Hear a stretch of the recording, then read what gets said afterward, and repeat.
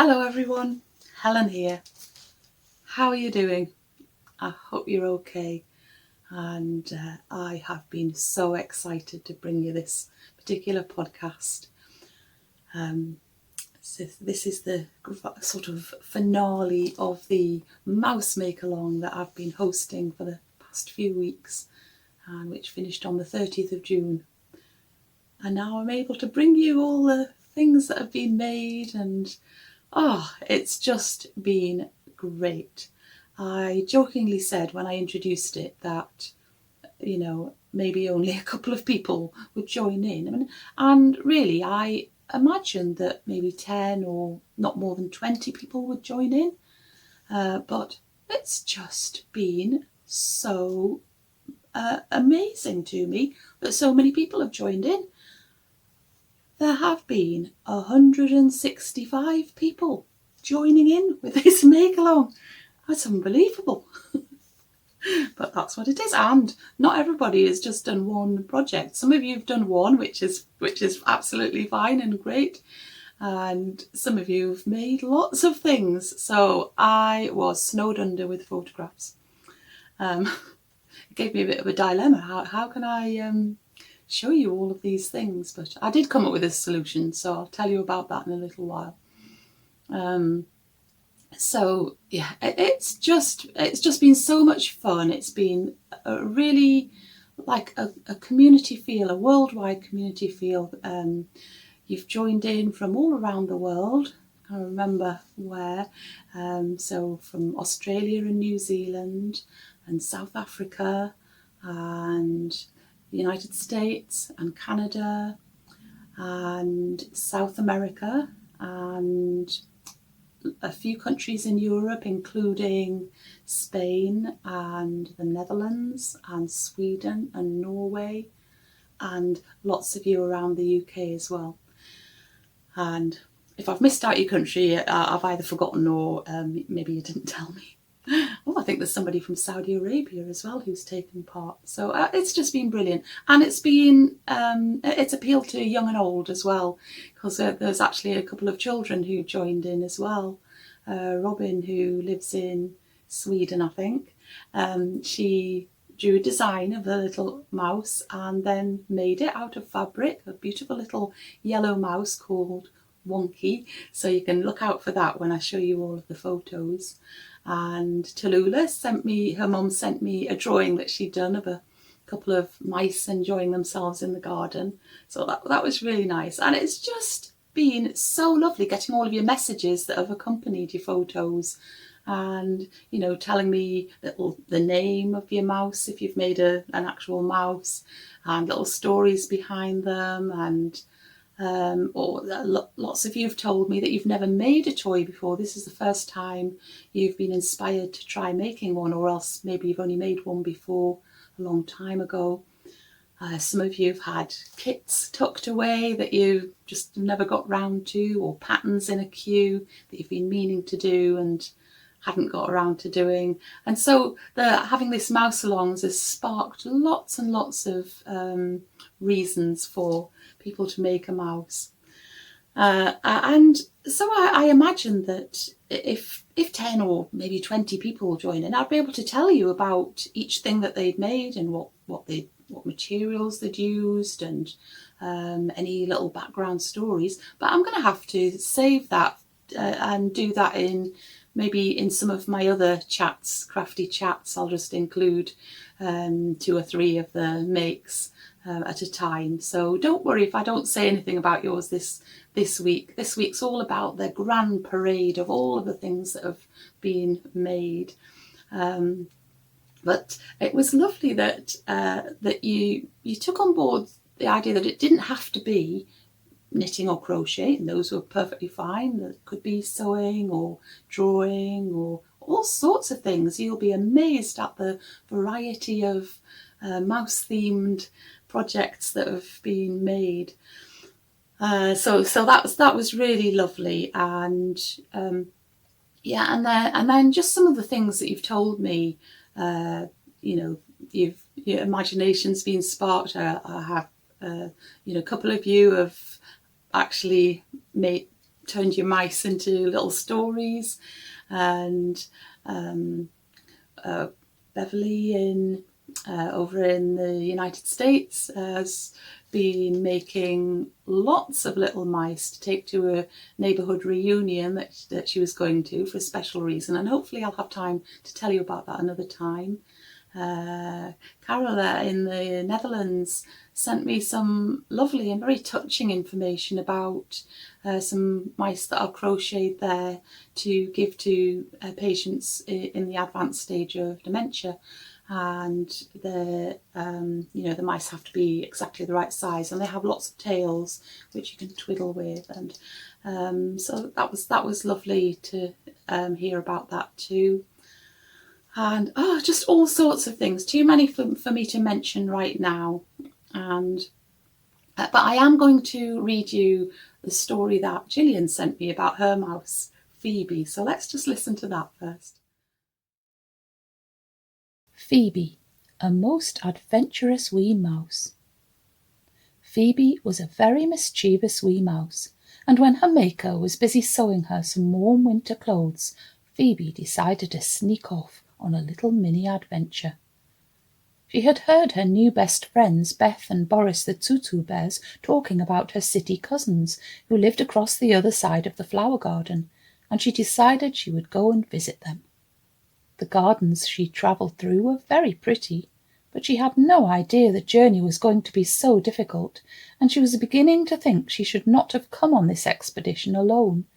It was a long way. She was getting very tired and ever so thirsty, and she was beginning to feel even a little bit afraid. Just when she thought she should turn back, there around the very next corner was Cousin Ellen's cosy house.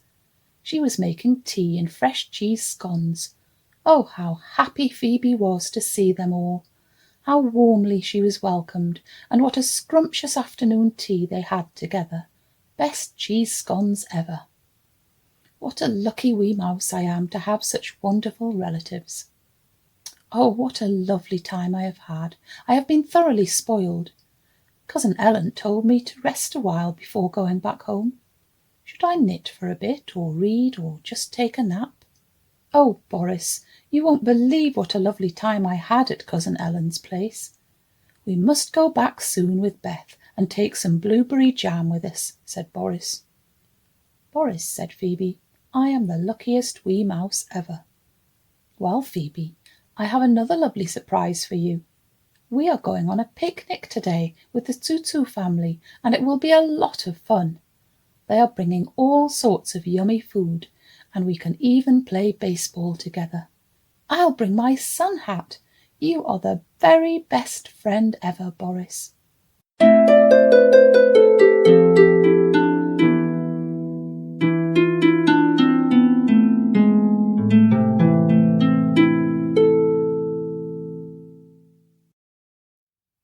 So that was really, really lovely, and I did enjoy Anita's little stories that she came up with for her felt mice that I told you about before.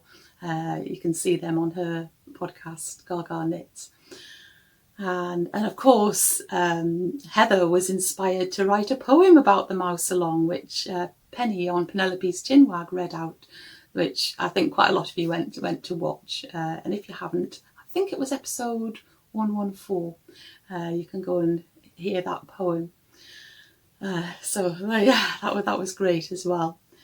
And so so I tried my very best to keep track of everybody's entries, and I apologise profusely if for some reason you don't see your creation today. I tried ever so hard to make sure I didn't miss anybody out. So if I've missed you out, let me know, but please don't be cross with me. I tried. I had a notebook. I made a notebook into a mousealong notes notebook, and every time somebody sent me a photo or I saw something on Instagram, I wrote down your name and where I'd seen it and what it was. So I have tried really hard to make sure I haven't missed any out. But with the number of mouse photos that I've had, which is well over 200, it will be, I'll be quite impressed if I haven't missed anybody out. And yeah, as I say, I'm sorry if I have. It's certainly not my intention. I don't want anybody to feel sad. This is all about being light-hearted and feeling happy and just having fun together. And of course, I have been having fun making my mouse, who I've shown you before. I've introduced you to her, Rose the mouse, who I made from a cool crafting kit. The first time I'd attempted this, I've made little felt mice before, but I've never made anything on this scale. Last time I spoke to you, I told you I'd knitted her a jumper, but it ended up far too big. So I had to start again, and Rose told me that she would really like a ballet outfit. So I bought the ballet wrap cardigan pattern from the Cool Crafting website and knitted that. And then I had to somehow make a tutu for her, which I've never done before. So somehow or other I got together some organza and I bought a roll of pink net with sparkly bits on, and I gathered it up and hoped that it was the right, I measured it around her waist to be the right width, I thought, and then I used some pink ribbon to cover the edges of the top of the skirt, and then my idea was just to sew up the seam and then put a pressed on. But as it turned out, it was too wide, so it's a wrap over skirt at the back, and I just had to put a pressed on so that it stays up, basically. And I also made her some underwear. She needed a pair of knickers, so I had a bit of full vintage lace, and I somehow or other, I didn't really know what I was doing, but I turned that into a pair of French knickers for her, and she is really pleased with those as well. So she is now complete. I decided not to make her some ballet shoes because I just love the fabric on the sole of her foot, so I don't really want to cover it up. But there's kind of a bit of a sad bit of this tale, which is that she is confined to this bag at the moment, appropriately an organza bag, one of the Wool Warehouse ones that lots of us end up with, because the sequiny stuff on the pink netting is absolutely terrible. It is all around my house now. So I had a pink glittery floor in the craft room. I had glitter all over me. It spread to other places in the house. Phil had glitter on his face. It's just terrible. And then on a serious note, I was feeling really, really bad about it because I'm now putting microplastics into the environment, which I don't really want to do. It looks so pretty, but so I'm very sad that she's spreading these microplastics everywhere. But maybe I won't leave her in the bag all the time, but I need to find somewhere that she can sit where she won't really be touched and the bits won't fall off anymore. Or maybe I just need to make her another skirt, but I don't want to do that just at the moment. Anyway, I'm very, very pleased with her. She's absolutely gorgeous, and she's been getting very excited about the grand parade of all of the mice, and when I said it was nearly time to watch it, she went off to find all of the mice from the craft room who were playing out in the garden, and she gathered them all up and said, come on, let's go and watch the grand parade. Here she is.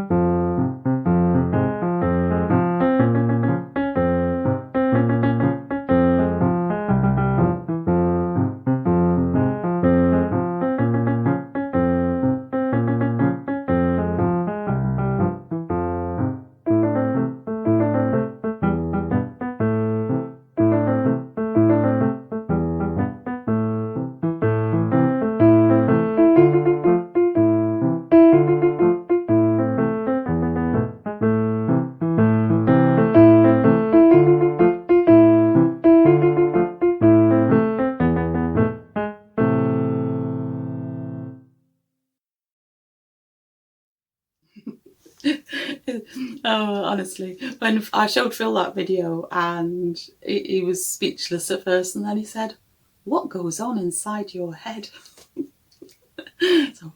So I don't know really. There's been a lot of mice running around inside my head for the last few weeks, I can tell you that. But it's just a bit of fun, isn't it? We have to have some light-hearted parts of our lives when there's, we quite often have other things which are not so nice that we have to deal with or hear about or whatever. So yeah, you can take your mind off these things just for a little bit of your time at least.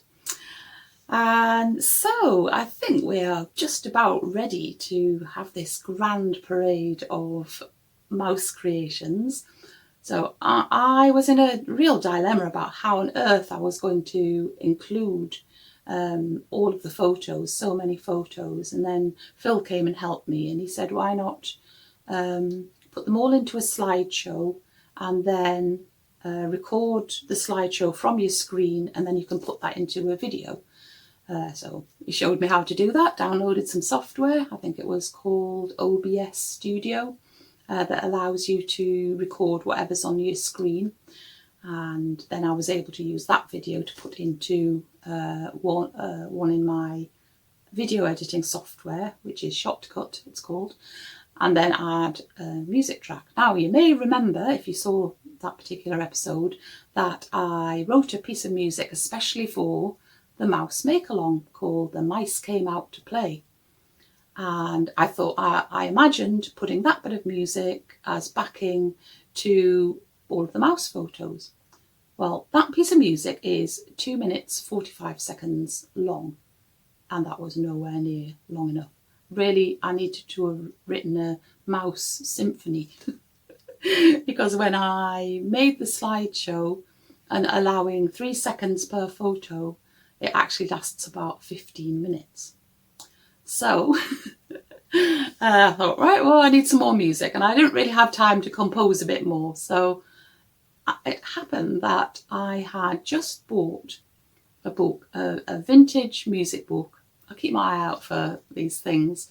I don't buy them very often, but I saw this book of piano pieces called Happy Jingles, and they are quite well, they were written in the 1930s or 1940s. I actually can't find out anything at all about this composer called E. Kershaw.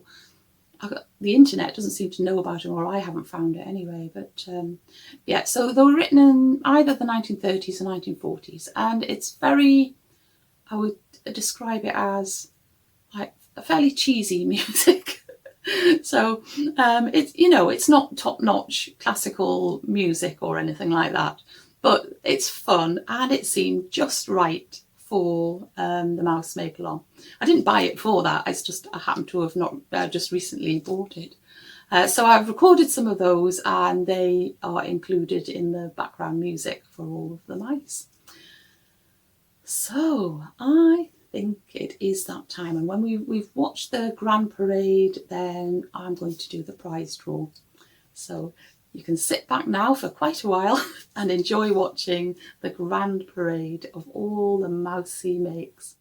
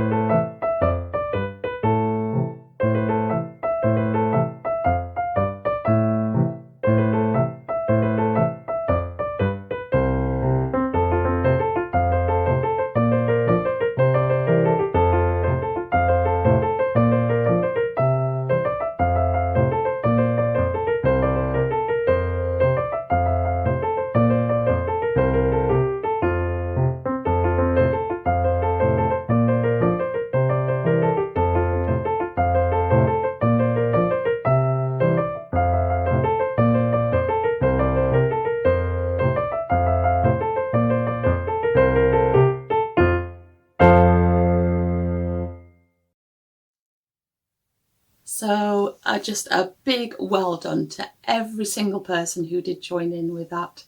I am so pleased you did, and even if you didn't join in with it, I hope you enjoyed seeing what everybody else made.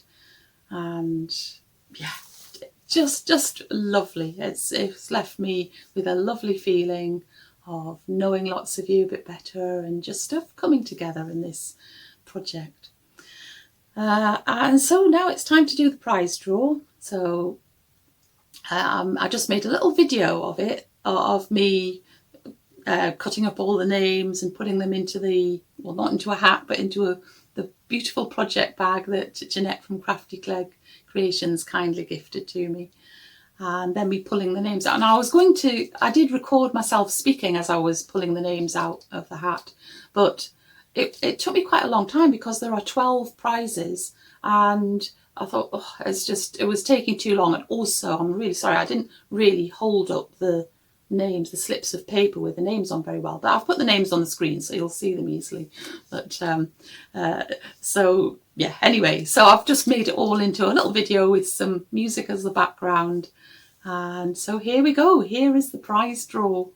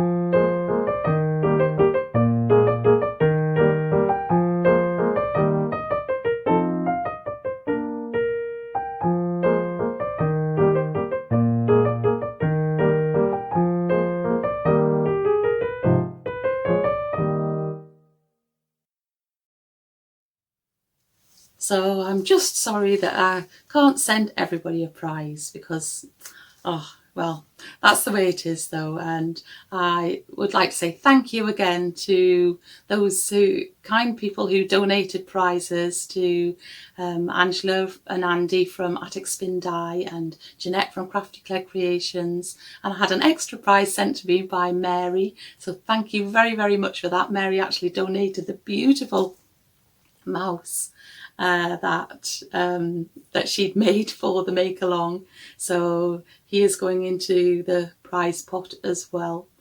And Mary sent me a little gift that's gorgeous, and I'll have to show you that another time. So there we are. And a thank you also to Michelle, who from Australia, who unwittingly inspired me to start this make along in the first place when we kind of just communicated in a comment on YouTube, and we made our Harold Fatmases together. So that was lovely. That's what started it all off. But I think that is where I'm going to finish for today.